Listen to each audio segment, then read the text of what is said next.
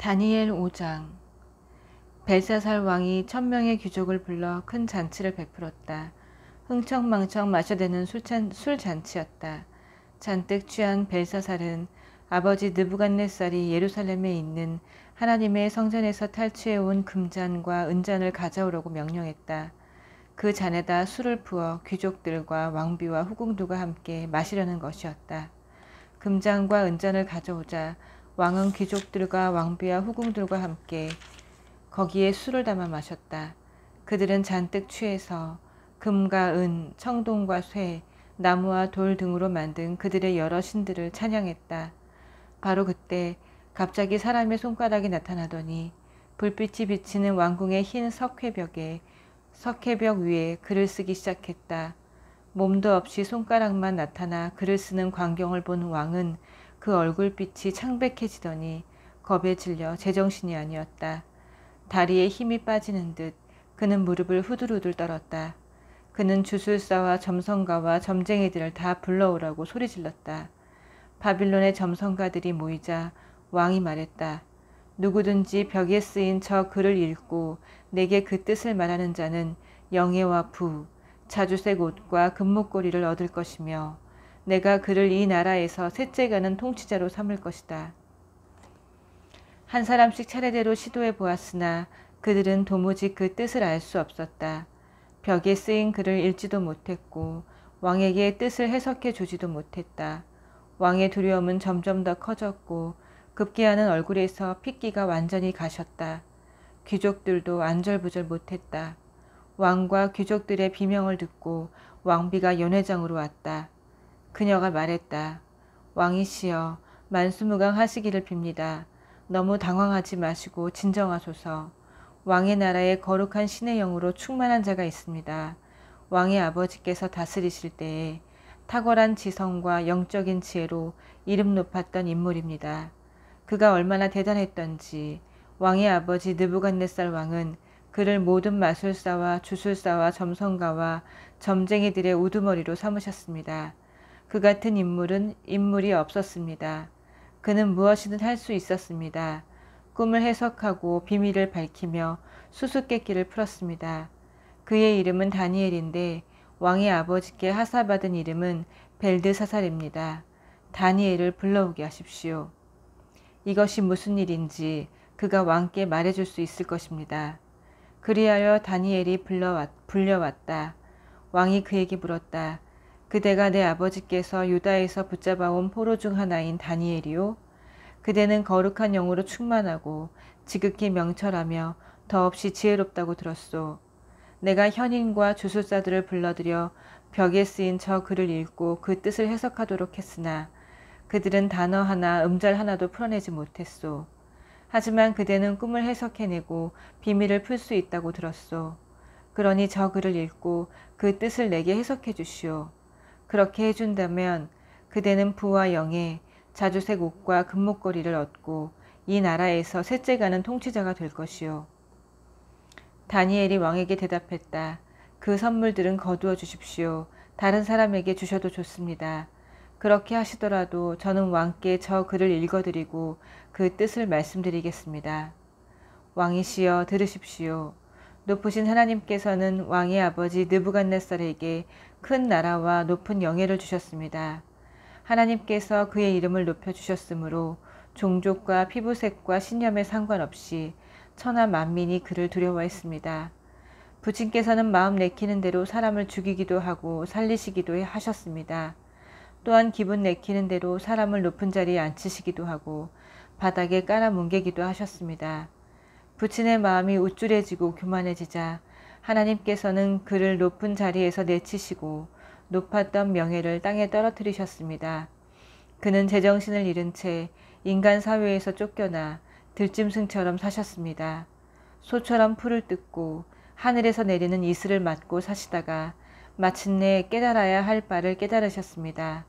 그것은 높으신 하나님께서 인간 나라들을 다스리시고 그분이 택하신 자에게 나라를 주어 맡기신다는 사실입니다. 그런데 느부갓네살의 아들인 왕께서는 이를 다 아시면서도 부침 못지않게 오만하십니다. 보십시오. 왕께서는 감히 하늘의 주께 도전하셨습니다. 왕께서는 그분의 성전에서 가져온 신성한 잔들을 왕의 술자리에 가져오게 해서 왕의 귀족들과 왕비와 후궁들과 함께 거기에 술을 담아 마셨습니다. 그 신성한 잔을 은과 금, 청동과 쇠, 나무와 돌로 만든 왕의 신들, 보지도 듣지도 지각하지도 못하는 신들을 위해 축배용으로 사용하셨습니다. 왕의 생사를 손에 쥐고 계신 살아계신 하나님을 능멸하셨습니다. 그러므로 하나님께서 손을 보내셔서 벽에 저 글을 쓰게 하신 것입니다. 쓰인 글은 이렇습니다. 베네 데겔 베레스. 이 단어들의 뜻은 이렇습니다. 메네. 하나님께서 왕의 통치 날수를 세어보시니 수가 많지 않았다. 데겔. 왕을 저울에 달아보시니 무게가 모자랐다.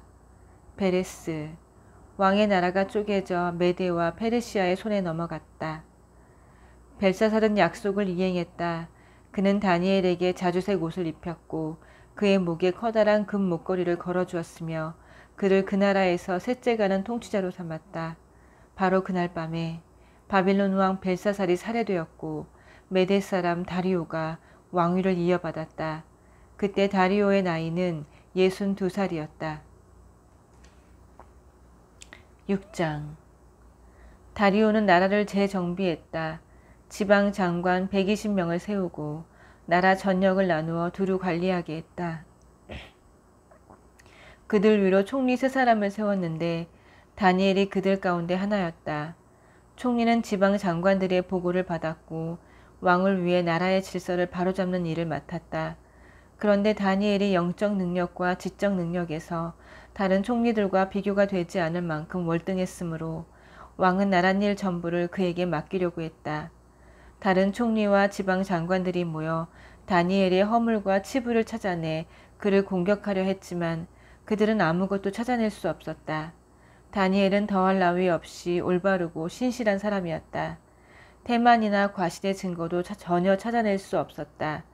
마침내 그들은 찾는 것을 포기하고 이같이 말했다. 이 다니엘이라는 자는 종교 문제로 트집을 잡지 않고서는 도저히 흠집을 낼 수 없다. 총리와 지방 장관들은 머리를 맞대고 음모를 꾸민 뒤 왕에게 가서 말했다. 다리오 왕이시여, 만수무강하시기를 빕니다. 왕의 총리와 지방 장관과 고위 관료들이 회합을 갖고 왕께서 이런 칙령을 내리셔야 한다고 의견을 모았습니다. 앞으로 30일 동안 왕 외에 다른 어떤 신이나 인간에게 기도를 올려서는 안 된다. 이를 따르지 않는 자는 누구든지 사자굴에 던져질 것이다. 왕이시여, 이 칙령을 내리셔서 모든 메데와 페르시아의 다른 법처럼 철회가 불가능하도록 하시기 바랍니다. 다리오 왕은 칙령이 담긴 조서에 서명했다. 다니엘은 왕이 서명한 조서가 공표된 것을 알았지만 늘 하던 대로 기도했다. 그의 집 위층에 예루살렘 방향으로 난 창문이 있었는데 그는 거기서 하루 3번씩 무릎을 꿇고 그의 하나님께 기도하며 감사와 찬양을 올려드렸다. 음모를 꾸민 자들이 몰려와서 다니엘이 하나님께 기도하며 도움을 구하는 모습을 지켜보았다. 그들은 곧장 왕에게 달려가 그가 서명한 칙령을 상기시키며 말했다.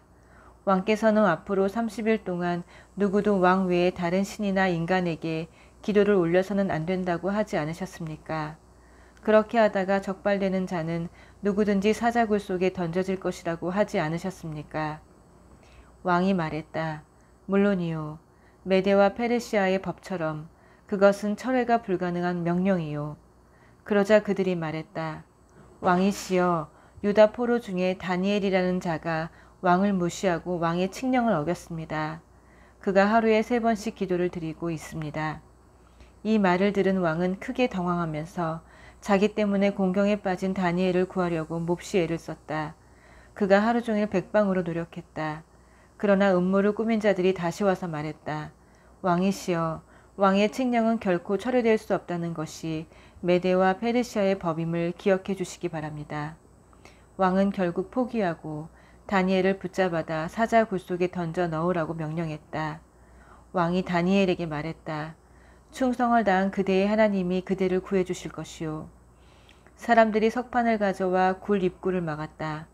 왕은 그의 인장반지와 모든 귀족들의 인장반지로 굴 입구를 봉인하여 아무도 다니엘을 구해줄 수 없게 했다. 그 후 왕이 왕궁으로 돌아갔다. 그는 저녁상을 물렸다. 잠도 이루지 못했다. 아무것도 먹지 않고 뜬 눈으로 밤을 새웠다. 동이 트자마자 왕은 즉시 사자굴로 달려갔다. 굴 가까이 이르자 그는 초조한 마음으로 소리쳐 불렀다. 살아계신 하나님의 종 다니엘이여, 충성을 다한 그대의 하나님이 그대를 사자들에게서 구해주셨소? 다니엘이 말했다. 왕이시여, 만수무강하시기를 빕니다. 저희 하나님께서 천사를 보내시고 사자들의 입을 막으셔서 사자들이 저를 해치지 못하게 하셨습니다. 하나님 앞에서 그리고 왕 앞에서 제가 결백하다는 사실이 입증되었습니다. 저는 결코 왕을 해하려고 한 적이 없습니다. 이 말을 들은 왕은 몹시 기뻤다. 그는 다니엘을 굴에서 끌어올리라고 명령했다. 다니엘이 올라왔는데 그에게는 상처 자국 하나 없었다. 그가 자기 하나님을 신뢰했기 때문이다. 왕은 다니엘을 밀고 한 음모자와 그 처자식들을 사자굴에 던져 넣으라고 명령했다. 그들이 굴 밑바닥에 닿기도 전에 사자들이 달려들어 그들을 물어뜯고 갈기갈기 찢어버렸다. 다리오 왕은 종족과 피부색과 신념에 상관없이 그 땅의 모든 백성에게 이같이 공포했다. 그대들에게 평화가 있기를, 평화가 넘치기를 바란다. 내가 칙령을 내리노니 내 나라에 사는 모든 백성들은 다니엘의 하나님을 예배하고 경외해야 한다. 그분은 살아계신 하나님이시요 영원히 다스리신다. 그분의 나라는 쇠하지 않는다. 그분의 통치는 영원하다. 그분은 구원자이시며 구조자이시다. 그분은 하늘과 땅에서 실로 놀라운 기적을 행하시는 분이다. 그분이 다니엘을 사자들의 입에서 구해주셨다. 이때부터 다니엘은 다리오의 남은 통치 기간과 뒤이어 페르시아 사람 고레스의 통치 기간 동안 선대를 받으며 지냈다. 아멘.